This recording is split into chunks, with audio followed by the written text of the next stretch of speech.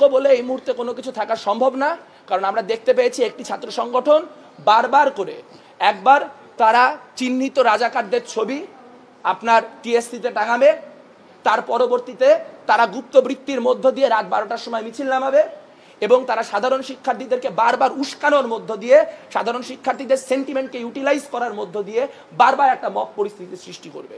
কাজেই যদি ঐক্যের জন্য কাউকে দায়ী করতে হয় তাহলে তাদেরকে দায়ী করুন যাদেরকে 24-এ আমরা বামপন্থীরা, আপনারা সাক্ষী, প্রথম 6 মাস আমরা শিবির নিয়ে একটা শব্দ উচ্চারণ করি নাই, আমরা কোনো আলোচনা করতে যাই নাই, কারণ ভেবেছিলাম যে তারা নতুন প্রজন্ম, তারা হয়তো নতুন করে নতুনভাবে রাজনীতি করবে।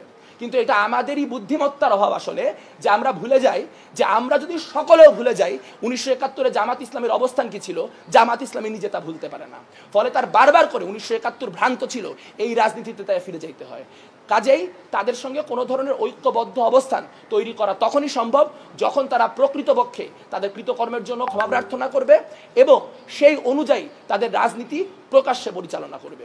গুপ্তঘাতক এবং যে রাজাকার, তাদের সাথে কোনো ধরনের ঐক্যে মঈন হোসেন রাজুর উত্তরসূরিরা থাকবে না।